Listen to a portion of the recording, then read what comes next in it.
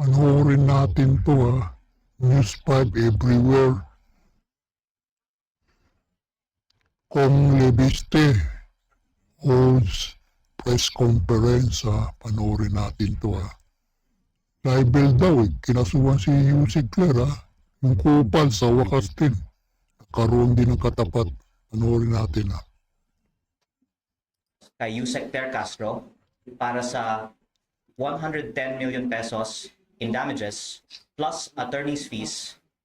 Ito po ay civil case at hindi criminal case dahil hindi ko naman po nais na masaktan si Yusek Claire Castro.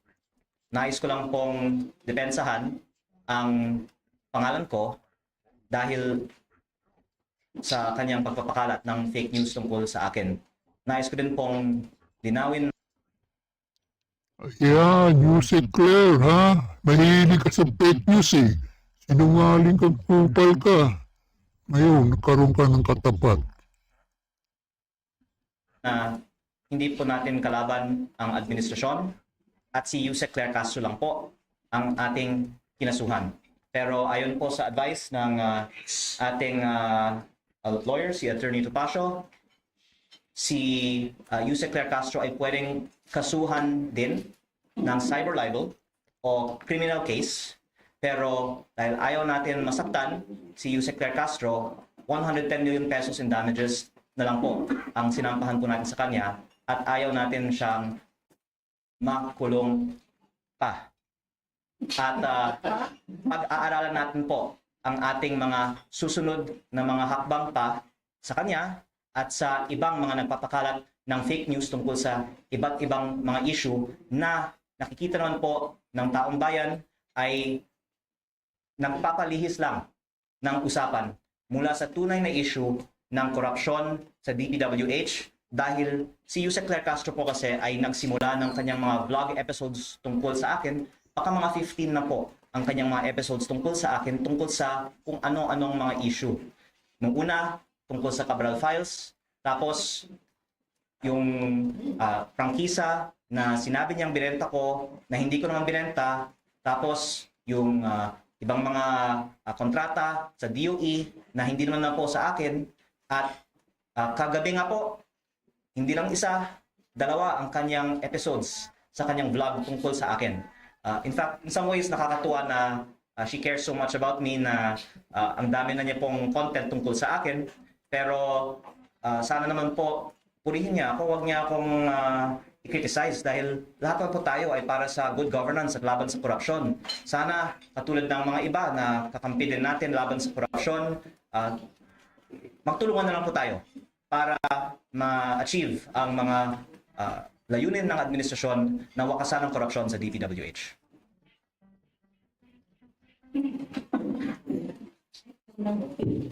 Pwede na po. Talkback. Talkback na daw sa akin ng Gen Alpha.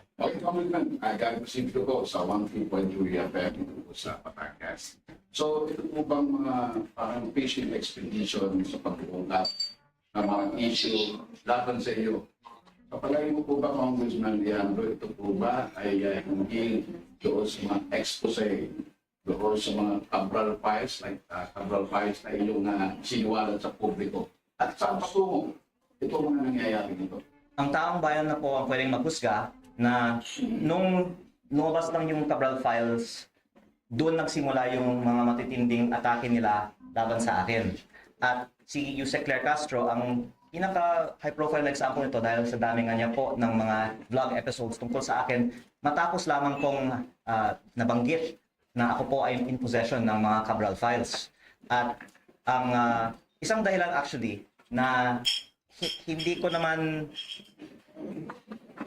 sinusubukan na kausapin sila pa na wag na nilang tamaan ako ay nakikita naman ng publiko na hindi totoo ang sinasabi nila at ito po ay diversion lang sa totoong issue.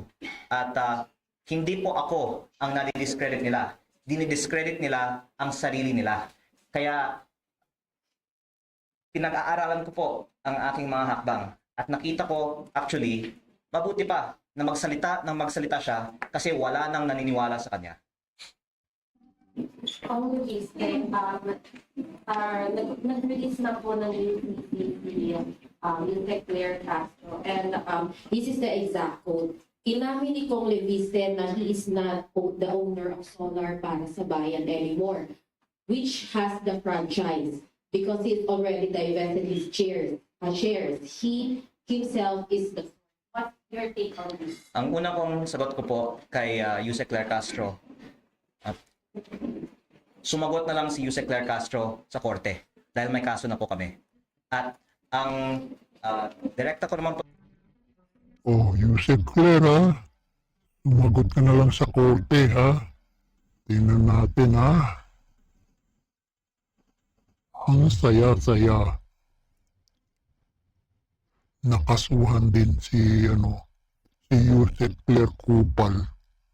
pagsagot para sa kaalaman ng publiko ay ang pahayag po kasi niya ay binenta ko ang kumpanyang may prangkisa sa Meralco kaya nagkapera ako daw dahil sa prangkisa. At hindi ko po binenta ang kumpanya na may prangkisa. Ang kumpanyang binenta ko ay ibang kumpanya na ang main asset nito ay lupa sa Nueva Ecija. In fact, pinapasalamatan ko po si Pangulong Bongbong Marcos na siya po ang naging guest of honor sa groundbreaking ng proyekto ng kumpanya na itinatag ko. Ito po ang nagpasok ng pinakamalaking foreign investment sa buong Pilipinas sa taong 2025 at sa ngayon ay nag-i-employ ng mahigit 10,000 ng ating mga kababayan sa Nueva Ecija. Kaya hindi din po totoo na hindi po ako nang-deliver sa aking mga kontrata. Binenta ko po ang aking kumpanya at yung may-ari ng aking kumpanya, majority stake ngayon, ay nagpapatakbo ng aking kumpanya at matagumpay po ito kasi ito nga po ay pinupuri ng administrasyon.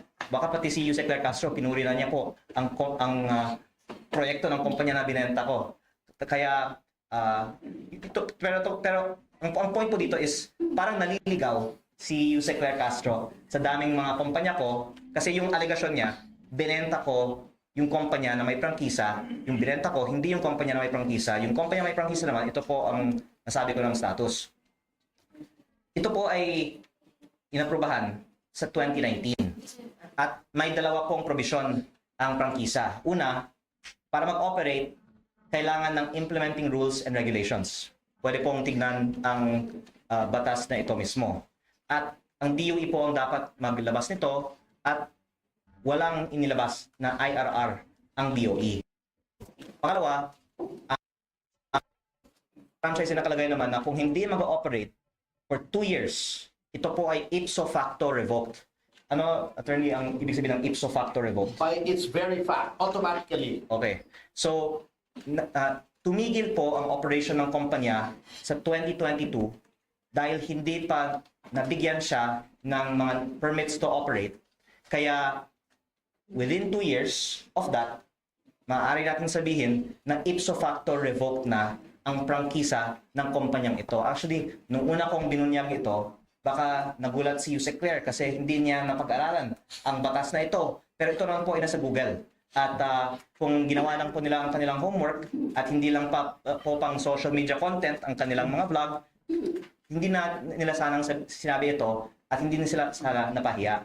At dagdag ko din po na ang Kongreso ay nag-aproba din ng isang general law noong 2022 din na may repealing and amendatory clause na nakasaad na ang mga legislative franchise na may kaugnayan sa batas na yun ay thereby repealed or amended. At nakalagay po sa general law na ito na ang mga kumpanya sa sektor na yun ay hindi nangangailangan ng prangkisa. Ang kinalabasan po ng batas na yun ay walang saysay, wala nang visa ang prangkisa na ibinigay sa kumpanya ko noong 2019. Kaya sa maraming mga dahilan, wala nang prangkisa ang kumpanyang ito at wala na rin naapektuhan sa bagay na ito dahil mula 2022 may bago ng batas ang Pilipinas tungkol sa sektor ng kumpanyang ito. Ayan, maraming salamat po, Congressman. We have another question. Oh, Yusek Claire ha. Maghanda-handa ka na ha. Kasi may kaso ka na rin sa wakas. Meron nagkaso sa'yo, 100 million, 100 plus million moral damage ha. Naku ha, yari ka ngayon ha.